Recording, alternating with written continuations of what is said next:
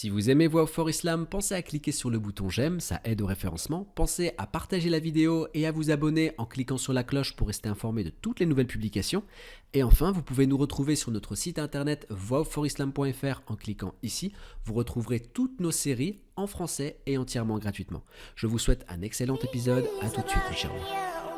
أقطف دوما أحلى الزهر سار تعطر كل البيت تنتظر قدومك يا أمي في كل صباح يا أمي أقطف دوما أحلى الزهر Louange à Allah, que la paix et le salut soient sur le prophète Mohammed. La pudeur de Aïcha sera le sujet de notre épisode d'aujourd'hui. Aïcha, la purifiée, a rassemblé toutes les vertus et les mérites. Elle a joui des lumières de son mari, que la paix et le salut soient sur lui, qui a dit « Certes, je n'ai été envoyé que pour parfaire les nobles comportements. Il était plus pudique qu'une vierge dans son gynécée, que la paix et le salut soient sur lui. » Et Aïcha également fut dotée de pudeur, une caractéristique étonnante. Mais pourquoi s'en étonner quand on sait qu'elle a été éduquée par les soins du prophète, que la paix et le salut soient sur lui. La perle de la meilleure des personnes, spirituellement et intellectuellement, le prophète de la guidance, de la générosité et de la vertu. L'aimable, Allah a embelli sa demeure, elle a purifié de tout mal et rumeur. Aïcha était en première tête dans l'assimilation des bonnes vertus. Elle a le titre de la dignité, la perle de la pudeur. Elle raconta: le prophète ne m'a épousée qu'après que l'ange Gabriel lui soit apparu en rêve et lui ait montré mon image. Et lui a dit: celle-ci sera ton épouse. Et il m'a épousée alors que je n'étais encore qu'une enfant. Mais Allah m'a doté d'une pudeur à cet instant, malgré mon jeune âge. Cette situation nous le prouve. Elle va nous être racontée par cette compagne du prophète, Asma bint Umays. Elle raconte: j'étais l'amie de Aïcha qui l'a préparé et l'a introduit chez le prophète, alayhi salatu wassalam, la nuit du mariage. D'autres femmes étaient avec moi. Lorsque nous entrions, nous n'avons trouvé aucune nourriture dans sa chambre, seulement un verre de lait. Et il en a bu, alayhi salatu wassalam. Elle a ensuite donné à Aïcha. Aïcha fut prise de timidité et n'a pas osé le prendre. On lui a alors dit: ne renvoie pas la main du prophète et prends sa main. Elle a alors pris le verre avec timidité et a bu. Quel attrait magnifique est la pudeur. La pudeur est la beauté de la foi. La pudeur est le slogan de l'islam et il a été évoqué dans un hadith sahih que chaque religion avait un attribut et que l'attribut de l'islam est la pudeur. La pudeur est un signe de bienfaisance. Ta pudeur, tu te dois de la conserver. La pudeur témoigne de la vertu d'une personne. Si une personne perd de sa pudeur, elle perd par cela de sa fierté. Le prophète, alayhi salatu wassalam, a évoqué dans un hadith sahih que la pudeur n'apporte que le bien. Et la pudeur de Aïcha atteignait les sommets. Elle raconta: je rentrais à ma maison, soit sa chambre qu'Allah l'agréé, où fut enterré le prophète, alayhi salatu wassalam, et son père. Elle dit: j'enlevais mes vêtements en me disant qu'il n'y avait que le messager d'Allah, alayhi salatu wassalam, et mon père. J'enlevais mes vêtements car il n'y avait que mon mari, alayhi salatu wassalam, et mon père. Mais quand Omar fut enterré, quand il fut enterré avec eux, je n'entrais qu'en étant habillée et couverte par pudeur à l'égard de Omar. Oh Allah, quel merveilleux message qu'elle transmet aux femmes des croyants. À moi, à vous, chers frères et sœurs. À cela ressemblait la pudeur de Aïcha. Elle était pudique à l'égard même des morts. Parmi les bons côtés de la pudeur de Aïcha, son étonnante modestie. Elle ne se voyait pas comme une personne importante, alors qu'elle l'était, qu'Allah l'a créée. Elle disait lors du célèbre incident de la calomnie: Allah savait que j'étais innocente, et je savais qu'Allah allait m'innocenter de par mon innocence. Mais je ne pensais pas qu'Allah allait faire descendre des versets qui seront récités pour m'innocenter. Ma vision de moi-même, écoutez cela, ma vision de moi-même est si médiocre que je ne mérite pas qu'Allah parle de moi dans le Coran. Mais je souhaitais simplement que le prophète, alayhi salatu wassalam, voie dans son sommeil un rêve à travers lequel Allah m'innocenterait. Mais je n'aurais pas imaginé que des versets du Coran allaient être révélés pour m'innocenter. Qu'auprès d'Allah soit ta demeure, ô Aïcha. Tout ceci émane de sa modestie et de sa pudeur. Mais Allah connaît nos intérieurs. Il a élevé et purifié et a fait descendre à son propos des versets qui seront récités jusqu'au jour du jugement dernier. Et par Allah, elle le mérite.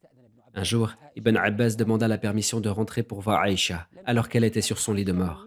Mais elle a refusé de le laisser entrer. Elle explique son refus en disant: j'ai peur qu'il me fasse des éloges. Et elle sait que dans la sunna, il faut inciter le musulman à avoir une bonne opinion d'Allah avant sa mort, c'est-à-dire lui faire rappeler ses bonnes actions, ses nobles attitudes. Et sans aucun doute, c'est ce que Ibn Abbas s'apprêtait à faire avec Aïcha. Aïcha a été rappelée à la raison. On lui disait, il s'agit du neveu du prophète, une des personnalités les plus influentes parmi les musulmans, jusqu'à ce qu'elle finisse par accepter. Ibn Abbas lui demanda alors, comment te sens-tu? Elle répondit, bien, si je prends garde. Il lui répondit, tu es en sécurité, Inch'Allah. Tu es l'épouse du prophète, alayhi salatu wassalam. Tu es la seule femme vierge qu'il ait épousée, et ton innocence est descendue du ciel. Et il a continué à vanter les mérites de Aïcha, jusqu'à ce qu'elle se tourne vers lui et qu'elle lui dise, laisse-moi tranquille, Ibn Abbas. Laisse-moi tranquille. Par Allah, j'aurais souhaité être oublié. J'aurais souhaité être oublié, comme si je n'avais jamais existé. Si seulement je n'étais qu'une plante issue de la terre. Oh Allah, et ne pas être une chose mentionnable qu'Allah l'a créée. Subhanallah. De la pudeur, de la modestie et de la pauvreté envers Allah le Très-Haut. Bien que le prophète, alayhi salatu wassalam, bien que le prophète lui ait dit, tu seras mon épouse dans l'au-delà, comme tu le fus dans cette vie ici-bas. C'est une annonce qui lui fait savoir qu'elle fera partie des gens du paradis. Mais cela ne l'a pas empêché de dire ce qu'elle a dit, qu'Allah l'a créé. Quel magnifique esprit! A réussi certes celui qui la purifie. La pudeur est une qualité, chère musulmane. La pudeur est un bel attrait. La pudeur est un bel attrait.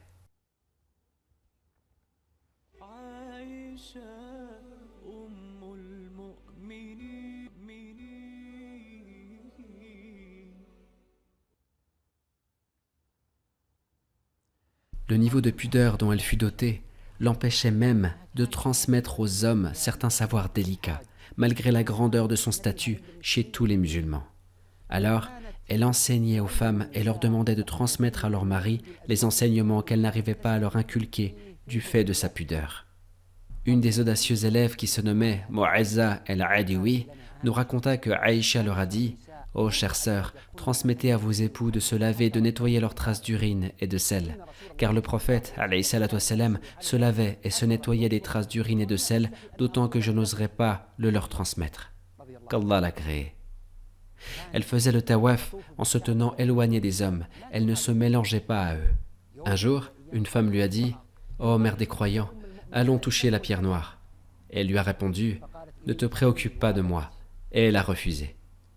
Et un jour, une de ses proches lui a dit « J'ai fait le tawaf 7 fois et j'ai touché la pierre noire 2 ou 3 fois. » Aïcha, qu'Allah l'a créé, lui a dit « Qu'Allah ne t'en récompense pas.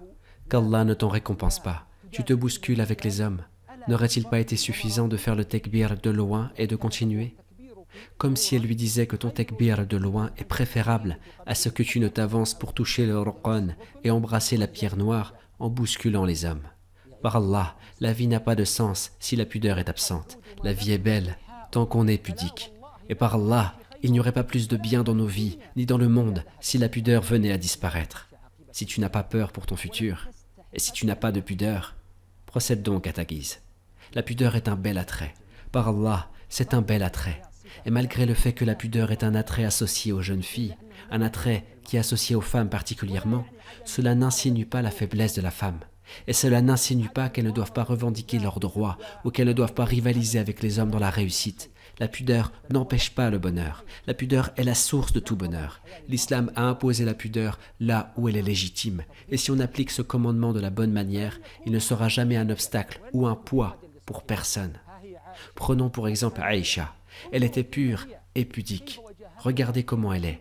Observez sa pertinence, son savoir, son statut, son rang.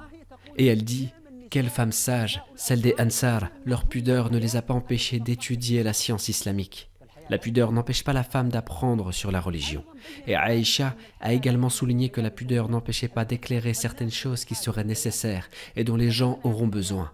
La pudeur ne l'a pas empêchée lorsqu'elle a raconté « Nous faisions nos grandes ablutions, moi et le prophète, avec un seul récipient. » Et un jour, Aïcha a reçu un invité et elle lui demanda de lui rapporter le drap qu'elle lui avait prêté, le drap de Aïcha. Il était jaune. Il a dormi avec ce drap et a éjaculé dans la nuit. Il n'a par la suite pas osé lui rendre à cause de la trace présente dessus. Alors, il l'a plongé dans l'eau pour ensuite le lui rendre. Aïcha a réagi en disant « Pourquoi a-t-il bousillé notre drap ?» Il aurait pu simplement le frotter avec ses doigts, comme je le faisais avec le drap du prophète, alayhi salatu wassalam. Observez, observez donc ce beau savoir. Nous devons tous prendre conscience, on doit en prendre conscience, cette belle et légitime pudeur a ses conditions. La pudeur ne veut pas dire oppresser la femme, d'empiéter sur ses droits, et ensuite lui demander de faire preuve de pudeur en ne les revendiquant pas. Non, absolument pas. Elle doit revendiquer ses droits, mais de quelle manière? Ici vient le rôle de la pudeur. Elle a le droit de revendiquer ses droits, d'user des moyens nécessaires pour cela, de surpasser les hommes et d'être plus performant qu'eux dans de nombreux domaines. Rien ne l'en empêche. La pudeur légitime ne l'interdit pas. La pudeur légitime a ses conditions. Comme par exemple, quand Aïcha transmettait les paroles du prophète, alayhi salatu wassalam, aux femmes qui l'interrogeaient si cela s'avérait nécessaire. Comme il fut évoqué par Aïcha, une femme, un jour, a interrogé le prophète, alayhi salatu wassalam, pour lui demander des questions par rapport aux grandes ablutions. Le prophète, alayhi salatu wassalam, fut intimidé. Il fut intimidé, mais il a répondu à la femme, et il lui a dit « Prends un bout de musc et purifie-toi avec ». La femme, n'ayant pas compris la réponse du prophète, n'ayant pas compris comment se purifier avec, elle lui dit « Comment me purifier avec ?» Le prophète, alayhi salatu wassalam, avec un air timide, lui dit « Purifie-toi avec ». Elle répondit « Comment me purifier avec ?» Aïcha est alors intervenue. Elle est intervenue quand elle entendit le prophète dire « Subhanallah, purifie-toi avec ». Aïcha intervient donc et lui dit qu'elle devra suivre avec ce muscle les traces du sang pour s'en purifier.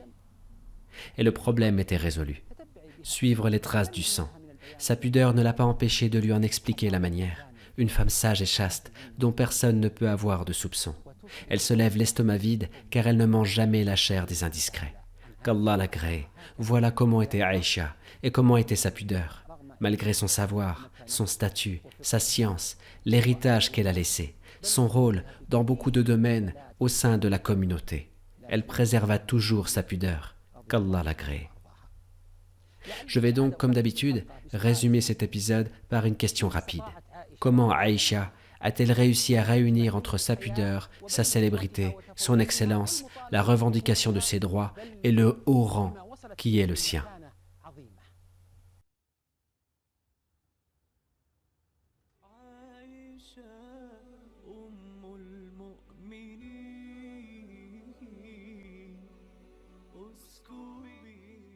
Tout d'abord, soyez sûr que la modestie, la dissimulation et l'abaissement de la voix d'une femme sont des actes d'adoration légitimes qui ne s'opposent en rien avec le fait d'user de moyens à frapper aux portes de l'excellence et de la créativité, à revendiquer vos droits ou à vous défendre contre l'injustice. Deuxièmement, Aïcha avait l'habitude d'avoir beaucoup de questions, de révisions, de dialogues et de discussions avec les autres, car elle était vraiment fortifiée par la connaissance et la foi. Et elle était au comble de sa modestie et de sa politesse. Elle était surtout splendide par sa pudeur, qu'Allah l'agrée. Et enfin, Aïcha, qu'Allah soit satisfait d'elle, était consciente, grâce à sa jurisprudence, de la différence entre les questions de religion, dans lesquelles il n'y a pas de honte, et les moyens séculiers et sociaux. Il vaut mieux qu'une femme soit modeste en elle. Il vaut mieux qu'une femme ne voie pas les hommes et qu'elle ne les laisse pas la voir, comme Aïcha faisait. Qu'Allah soit satisfait d'elle. Voix for Islam existe grâce à vous, grâce à votre contribution. Nous ne vivons pas de la publicité, celles présentes sur la chaîne sont imposées par YouTube en raison de droits d'auteur. Vos dons nous permettent de continuer nos projets. Et Allah a garanti à chacun sa subsistance. Barakallahu fikum.